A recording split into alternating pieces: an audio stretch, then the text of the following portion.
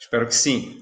Nós hoje vamos ter a nossa aula sobre a Primeira República e, para tanto, vou recorrer aqui à minha apresentação. Então, é um conteúdo que corresponde ao primeiro bimestre da prova 2, tá bom? Bom, o conteúdo histórico é o seguinte. O que foi a proclamação da República, né? Um golpe político-militar que ocorreu no dia 15 de novembro de 1889 e instaurou no Brasil uma forma republicana presidencialista de governo, colocando fim ao regime imperialista, certo? Que tinha como governante o Dom Pedro II. Bom, houve outras tentativas de implantar esse regime antes no Brasil, porém sem sucesso. E foram, a primeira delas, a Inconfidência Mineira, em 1789, com o Tiradentes. Depois a Revolução Pernambucana, em 1817, Confederação do Equador, em 1824, logo depois da instalação do Império, né, ainda com Dom Pedro I, e a Revolução Farroupilha, em 1839, já com Dom Pedro II no poder. Bom, onde foi isso? Onde isso aconteceu? Na cidade do Rio de Janeiro. Bem aí pertinho da gente, né? Só chegar na janela, olhar para o outro lado que vocês vão ver onde isso foi, né? Onde aconteceu a proclamação da República. Em que lugar do Rio de Janeiro?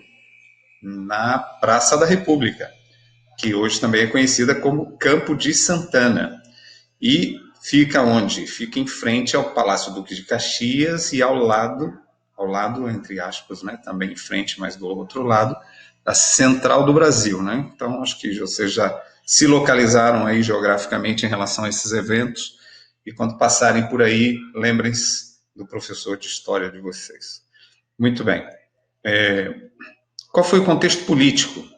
Bem, no final da Guerra do Paraguai, em 1870, alguns fatores contribuíram para que as elites desejassem essa mudança de regime. Vale aqui a pena ressaltar o seguinte: o povo não estava de acordo e não compartilhava esse sentimento. O imperador e a sua família eram muito queridos, né, e eles tinham o governo em muito boa estima. Mas as elites, né, tinham algumas preocupações. Uma delas é que o Dom Pedro II só tinha filhas. E a herdeira mais velha, né, a filha mais velha, a princesa Isabel, era casada com um francês, o Conde d'Eu. E aí o que acontece? Eles tinham receio de que o Brasil viesse a ser governado por um estrangeiro. Bom, havia um outro detalhe. Os negros que lutaram na Guerra do Paraguai, a eles tinha sido prometido que eles poderiam ser alforriados no final da guerra. E quando terminou a guerra, eles não cumpriram o comprometido. Isso desagradou uma parte da elite brasileira. Por quê? Porque eles eram abolicionistas, queriam o fim da escravatura. Outros fatores também que contribuíram foram a perda de prestígio da monarquia aqui no Brasil, né, entre a elite, obviamente, como já referi, uma crise econômica provocada pela Guerra do Paraguai, ou agravada pela Guerra do Paraguai, visto que o Brasil se endividou muito junto à Inglaterra para travar essa guerra, e aumentou em 500% a sua dívida com a Inglaterra nesse período. Depois teve, como já referi, a questão abolicionista e a questão religiosa, que não foi menos importante, pois a questão religiosa tinha a ver que o seguinte: o Papa, pela Constituição Brasileira de 1824, quando editava alguma regra na igreja, o imperador precisava concordar com ela e sancionar essa lei aqui no Brasil, senão ela não valia. Isso desagradava muito a igreja. Houve a questão militar, que os soldados, os militares que lutaram na Guerra do Paraguai, voltaram com a bola muito cheia, se achavam desprestigiados, que ganhavam mal, enfim, e começaram a pleitear aí, e eu acredito que esse fator aí contribuiu muito porque foi feito pelos militares, a proclamação da República. Então, acho que contribuiu bastante o fator militar, né, esse descontentamento militar. Também existiram movimentos republicanos e positivistas. E vale a pena ressaltar, o positivismo vocês vão estudar mais em profundidade no ensino médio, tá bom? Agora, a questão dos movimentos republicanos, ele tinha uma questão econômica também importante, que ia para além da crise. Os produtores de café, principalmente de São Paulo, não do Vale do Paraíba, mas de Jundiaí, aquela região, eles acreditavam que uma mudança de regime traria benefícios para o país em termos políticos e econômicos. O que não veio a verificar-se, diga-se de passagem. Bom, então, temos também aí, entre esses grupos que queriam a proclamação da República, dois tipos distintos. Esses grupos, essas pessoas ficaram conhecidas como os republicanos históricos, ou seja, de alguma forma contribuíram para a proclamação da República. E eles dividiam-se basicamente em dois grupos. Os evolucionistas, que diziam o seguinte: olha, o império cai de Maduro, não precisamos fazer nada para que um regime republicano seja instaurado, porque a consequência natural será a mudança de regime com o passar do tempo. Mas havia um outro grupo que dizia o seguinte: eles eram os revolucionistas. Gente, se nós não pegarmos em armas, nada vai mudar. E o Brasil precisa urgentemente de reformas políticas, sociais e econômicas. E tem que ser a partir da luta armada. Bom, entre os republicanos históricos, temos aí personalidades conhecidas, né, da nossa sociedade: Quintino Bocaiúva, Rui Barbosa, Benjamin Constant, entre outros. Contexto social. Esse contexto social também contribuiu bastante, porque a nossa elite vivia um sonho francês, né, que foi a Belle Époque, que é uma época em que, devido ao desenvolvimento tecnológico, surgimento de cidades com ruas iluminadas, enfim, havia uma sensação de que as coisas iam conduzir a humanidade para um momento de grande desenvolvimento a todos os níveis, né? Inclusive o humanitário também, e moral, enfim. Um pouco aquela na esteira lá, pegando carona lá no iluminismo, né? Que acreditavam muito nisso, né? E esse pensamento francês contagiou a maioria dos países ocidentais aí no final do século XIX e início do século XX. Mas essa pretensa modernidade da sociedade, da elite brasileira, que se expressava no formato de consumo, nas festas, enfim, né, naquela vida luxuosa, com os confortos, né, das cidades de Paris e Londres. Então, essa pretensa modernidade contrastava com o conservadorismo que tinha no país, que ainda era um país agrário, retrógrado, atrasado, com pouca indústria, enfim. Bom, contexto socioeconômico, nós vivíamos num país que, na sua grande maioria, excetuando-se apenas as grandes cidades, era dominado por fazendeiros ricos, né, grandes latifundiários, que controlavam os ambientes rurais e urbanos das nossas cidades de pequeno e médio porte. Normalmente estavam ligados à cultura do café nessa época. Bom, esses coronéis mantiveram uma influência sufocante até a década de 1930, quando Getúlio Vargas assumiu o poder, mas ainda assim essa influência foi muito mais além. E eu lembro-me na década de 1970, quando eu visitava uma avó que morava no interior de Minas Gerais, aí a uns 350 quilômetros do Rio de Janeiro, um pouco mais. Havia um tio que eu me lembro que era o mais rico da família, e ele era um grande latifundiário, lidava com café, e os seus funcionários estavam na mão dele, e ele fazia o que queria, porque eles trabalhavam para ele, e a cidade mais próxima, uma ficava a 50 e poucos quilômetros, a outra aí a uns 40. Então, as pessoas não tinham meio de transporte, nem um cavalo sequer, que era um dos meios principais da época. O meu tio já tinha um Jeep, que eu me lembro bem, e ele fazia as compras e revendia esses produtos, não me lembro se com algum lucro, mas imagino que sim, para os seus funcionários. Anotava numa caderneta, e essa caderneta, a dívida era sempre maior do que o salário que eles tinham para receber. Isso significa que esses funcionários ficavam na mão do meu tio, não podiam ir embora, porque naquela época havia, de fato, essa honra, né, moral de que tinha que pagar as dívidas, e não iam embora, então ficavam presos a ele, e também faziam o que ele queria, porque se chegava um amigo dele, candidato a algum cargo político, e que ele achava que iria defender os seus interesses, ele orientava os seus funcionários, que na época eram analfabetos, né, mas já podiam votar, nessa época já se podia votar, e aí eles votavam em quem ele indicava, por isso era o chamado voto de cabresto, né? Então, você vê, até 1970 isso existiu. Agora, imagine isso no início do século XX, né?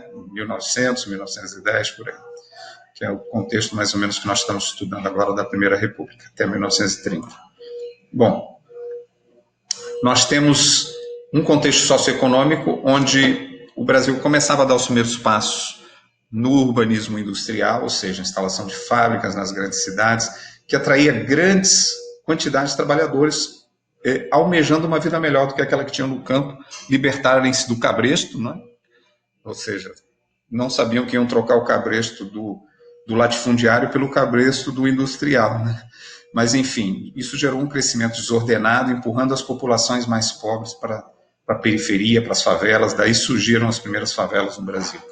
Nos primeiros 30 anos também do século passado, em diversas regiões do Brasil, já nas cidades, obviamente, principalmente, foram introduzidas novas formas de consumo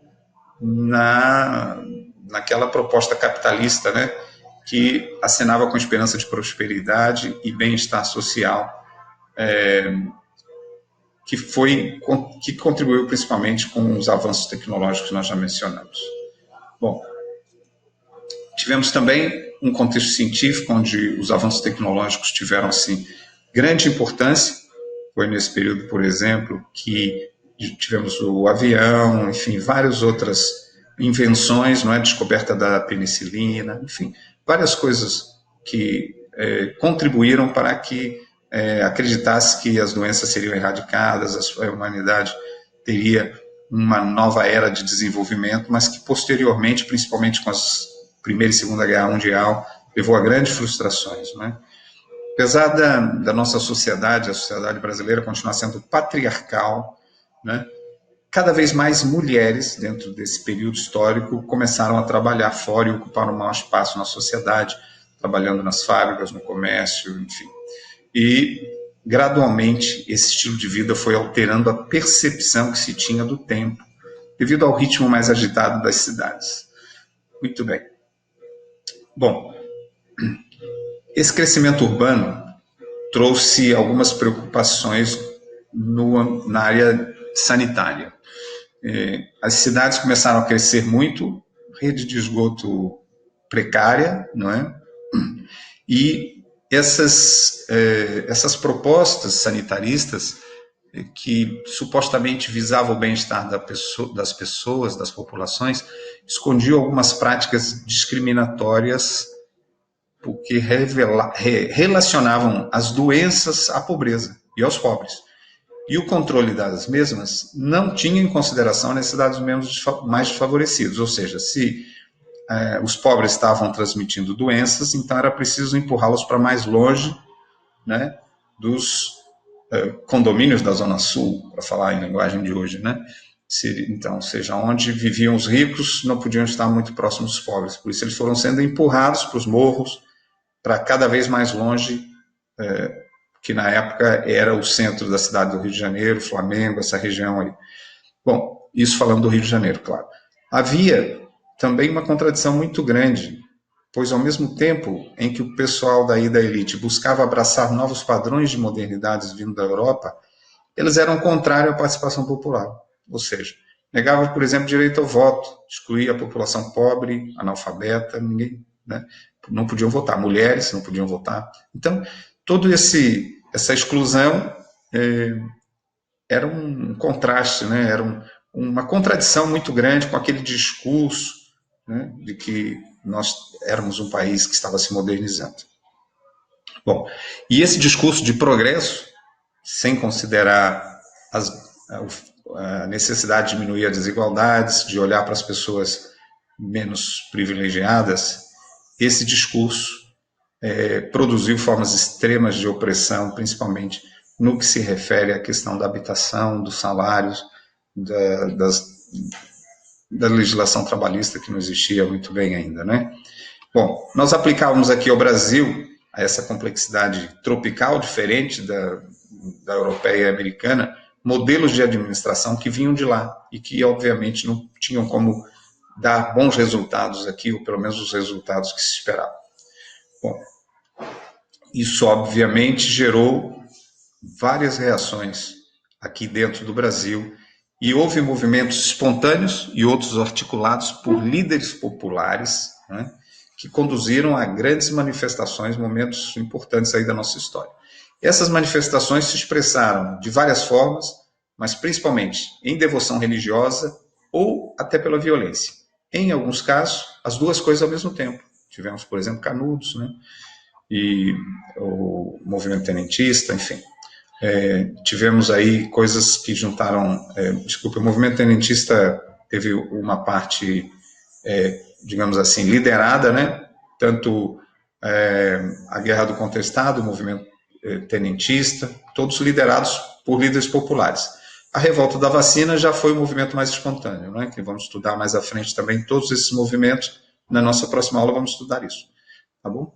Tivemos também um período interessante que marcou a nossa história de forma significativa até o dia de hoje, né? Se nós tínhamos aí a nossa imigração anterior vinha de portugueses e principalmente negros, né, trazidos da África. Tinha, durante o Império, já houve migração, mas nesse período da República houve um intenso movimento migratório para o Brasil e vieram trabalhar aqui em diversos setores da economia e em vários lugares, desde Belém até o Rio Grande do Sul, até, enfim, a parte do Sul. Essa imigração, inicialmente, foi marcada por maus tratos aos imigrantes, principalmente nas fazendas de café, mas no século XX houve uma alteração na forma e no conteúdo dessa imigração, porque se no início do século XIX o Brasil patrocinava e financiava essa imigração, ou seja, pagava a passagem das pessoas para virem para o Brasil, pagava a hospedagem dela nas hospedarias até que elas fossem contratadas para ir para as fazendas de café. A partir do século XX já mudou um pouquinho e cada um só vinha quem já tinha condições de vir pelos seus próprios meios financeiros. E a forma de atrair esse pessoal era principalmente os angariadores. O Brasil contratava pessoas que iam divulgar isso entre as comunidades italianas, japonesas, sul-coreanas, enfim, veio gente de todo lugar, suíços, alemães, franceses, italianos. Bom, chegavam lá e vendiam uma ideia de que a pessoa em pouco tempo aqui ia ficar rico e virar fazendeiro. Contavam-me, quando eu morei em Portugal, contaram uma história que lá em Portugal, nesse início do século, quando alguém estava bem vestido, estava bem de vida, dizia assim: está vivendo como um brasileiro. Estás vivendo como um brasileiro, ô gajo. Pois bem, então, para ter uma ideia do sonho, o sonho brasileiro, não era o sonho americano, era o sonho brasileiro, né? Muito bem, então vieram para aqui imigrantes de todo lado, espalharam-se pelo Brasil, entregaram-se em diversas atividades industriais, agrícola, comercial. Alguns se especializaram em algumas áreas naquela época, como os portugueses, por exemplo, tiveram muito sucesso na panificação, são famosos até hoje por isso. Bom, esses imigrantes trouxeram muitas novidades, trouxeram ideias novas, trouxeram novidades nos esportes, na educação, na indústria, e eles estavam familiarizados com movimentos trabalhistas europeus, né? O socialismo já estava se consolidando na Europa, e eles contribuíram com reivindicações por melhores condições de trabalho, entre outras. Então foi bem interessante, isso aí deu uma contribuição importante aí para a nossa formação da nossa sociedade. Bom, atualmente o Brasil é formado pela influência de 70 diferentes países, né? Coisa linda, né? Então nós temos aí realmente na nossa matriz cultural uma diversidade fantástica. E tivemos japoneses, sírios, libaneses, africanos, asiáticos, gente de todo lado, né? Pois bem, momentos duros para esses homens e mulheres que construíram aí o Brasil que nós temos hoje, com as suas qualidades e defeitos. Para vocês terem uma ideia dessas ondas migratórias, dessa onda migratória, ou ondas migratórias, porque foram várias, prestem atenção nos números que foram envolvidos nisso. De 1870 a 1953, mais de 1,5 milhão de italianos, quase 1,5 milhão de portugueses, entre diversas nacionalidades, que eu já mencionei algumas, mais de 600 mil, espanhóis mais de 600 mil, alemães mais de 200 mil, japoneses quase 200 mil e russos mais de 100 mil. Então, tivemos gente de todo lugar e somos hoje o que somos, devemos muito a esses povos aí, esses homens e mulheres, como já referi, que deram a sua vida, as suas energias para construir o país que nós temos hoje. E é muito lindo isso, por isso acho que estamos, essa matriz diversificada, étnica diversificada, nos torna um país mais tolerante, com uma diferença, apesar de haver muito que melhorar nesse sentido, não é? Bom, terminando assim a nossa aula de hoje, na próxima aula nós damos continuidade a esse tema, né, da Primeira República. Vamos falar sobre o crescimento do operariado, expansão da borracha e política indigenista e as revoltas, né? Como eu já mencionei, iríamos falar das revoltas que nós tivemos aí nesse período. E aí eu termino desejando a vocês a proteção e o cuidado de Deus e que vocês estudem muito, tirem proveito desse período para aprender bastante. Fiquem com Deus, cuidem-se muito. Até a próxima aula.